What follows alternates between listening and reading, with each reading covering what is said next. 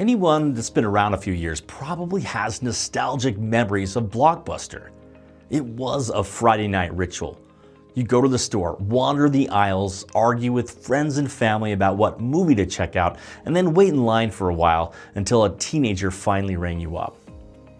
Now, in the many years since Blockbuster has disappeared, it's become the poster child for business failure. And you've undoubtedly heard the story. Netflix killed Blockbuster. But what if I told you it's not that simple? If you dig into the numbers and look closely at the timeline and the circumstances, a very different story emerges. The reasons behind Blockbuster's demise are more complicated, and while Netflix may have delivered the fatal blow, the company was already in bad shape for reasons that had nothing to do with Netflix. It turns out the seeds of Blockbuster's demise were planted years before streaming was even a thing. In fact, you can even pinpoint the exact day. Meanwhile, another company, not Blockbuster, made a huge mistake and missed the opportunity to become the dominant streaming platform before Netflix. So let's go back in time and look at Blockbuster. The cause of death may surprise you. When people talk about the fall of Blockbuster, they usually start with the story about how Blockbuster turned down the chance to buy Netflix. And it's true. In September of 2000, Netflix founder Reed Hastings flew to Dallas to meet with Blockbuster executives. His pitch was simple. Netflix would run Blockbuster's online business in exchange for a $50 million acquisition. Blockbuster said no. And honestly, that decision made sense. Of Netflix, which was, I think, losing money at the time, in the midst of the dot-com bubble explosion, if you will, and say, I don't think that's something we want to mess with. In 2000, Netflix wasn't streaming. It was a small DVD by mail company that was losing money every year, and broadband barely existed. Only 5% of homes had it. And even then, broadband in the year 2000 was nothing like it is today. Nobody was streaming videos. It took several minutes just to download a single song on Napster. This was a very different era. The internet was mostly email and basic HTML web pages, no video. Saying no to Netflix in 2000 wasn't dumb, it just aged badly. By the early 2000s, Blockbuster's parent company, Viacom, started to get nervous. Now, Viacom wasn't a small player. It owned MTV and Paramount Pictures, Comedy Central. It was a media powerhouse built on television networks and film studios. But by 2004, Viacom's leadership started to see something troubling. The home video business was changing fast. DVDs had replaced VHS tapes, and that new format changed everything. Suddenly, you didn't have to rent movies, you could just buy them. Big box stores like Walmart and Target and Best Buy were selling DVDs for under $10. Amazon would ship them right to your door.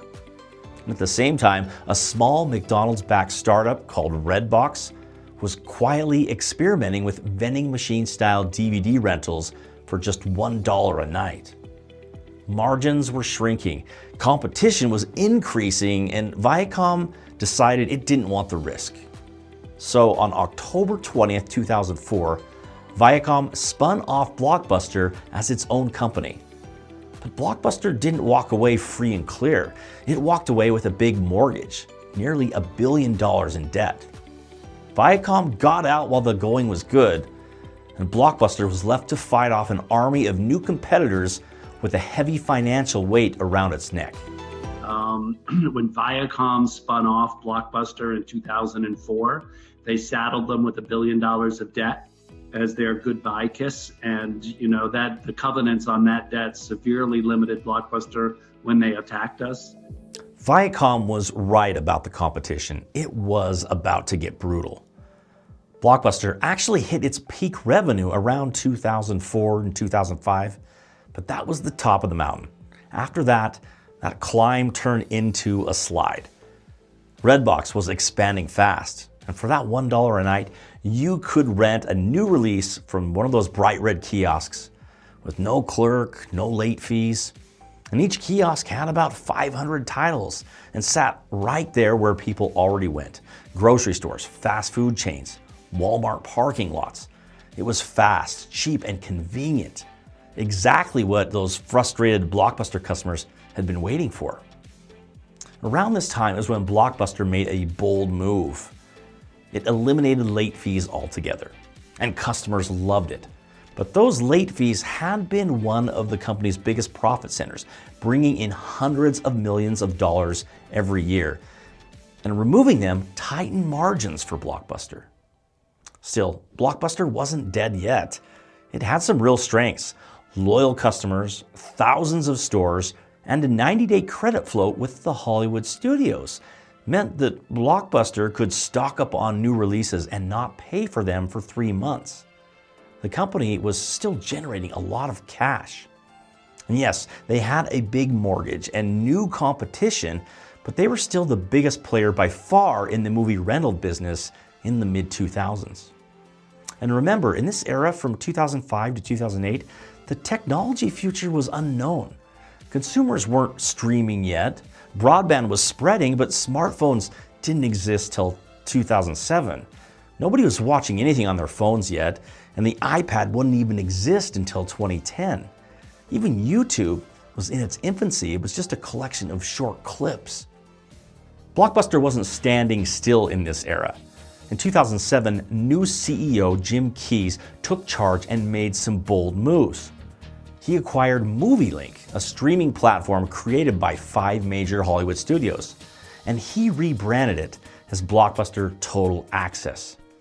Customers could now rent movies in-store, by mail, or digitally. It was a hybrid experience, something no one else was really doing yet. By 2008, things were looking up again. Revenue was climbing, EBITDA was improving, and the company finally seemed to be turning the corner. But then came the financial crisis.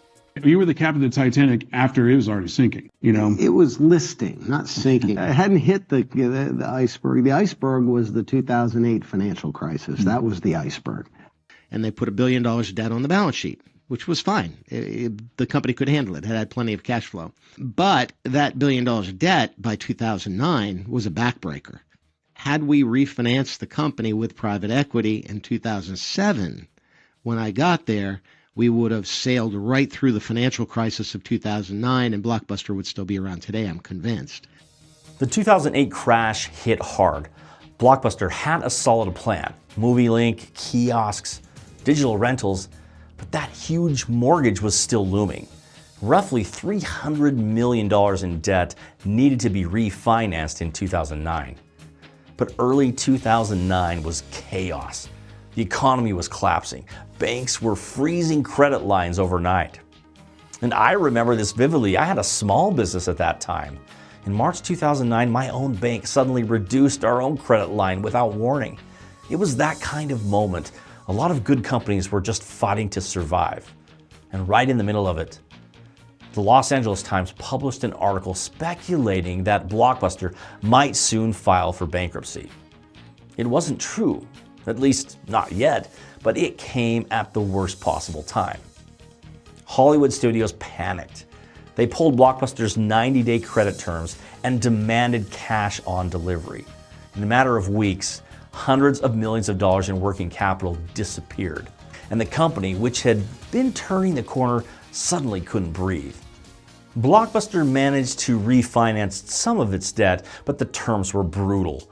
And with less flexibility than ever, Blockbuster entered 2009 and 2010 completely constrained.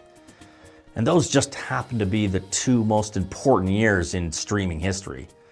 Broadband access was finally hitting critical mass. Smartphones were now everywhere.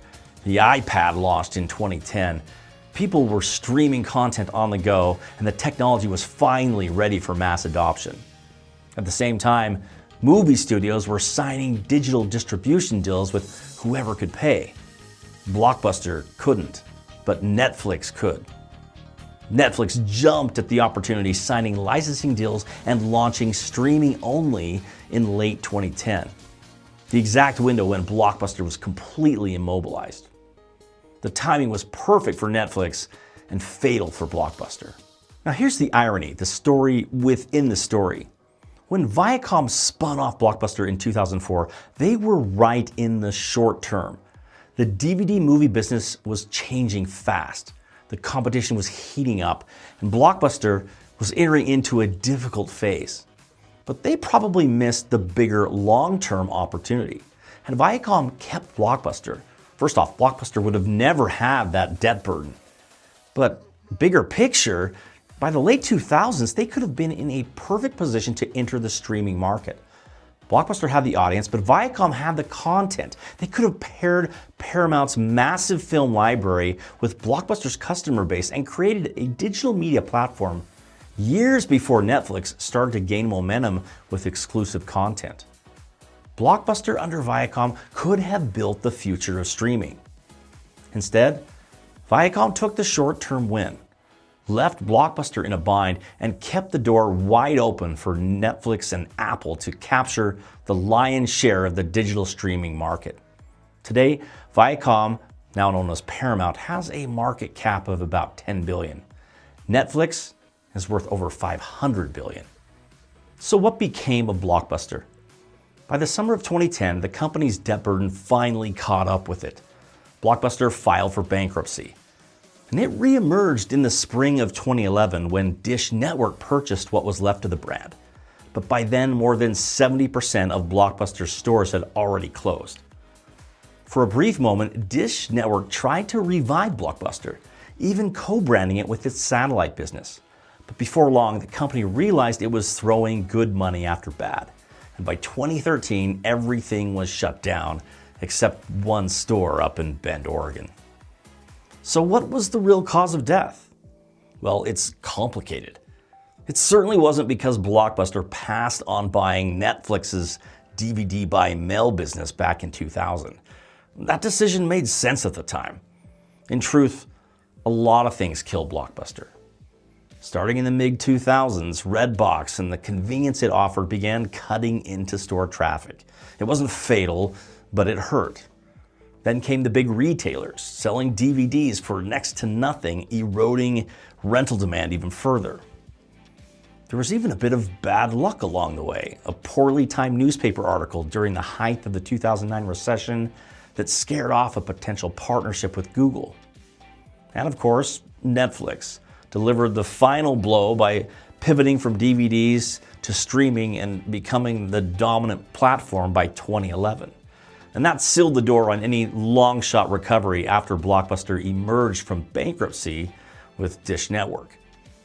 But if I had to name what really killed Blockbuster, it wasn't Netflix or Redbox or bad timing, it was the debt. The debt that Blockbuster was saddled with back on October 20th of 2004 when Viacom spun it off and handed it a $1 billion mortgage. That burden buried the company once the financial crisis and recession hit. And that's the story of Blockbuster. Not a single collapse, but a slow unraveling set in motion long before Netflix ever streamed a movie. Thank you so much for watching the video.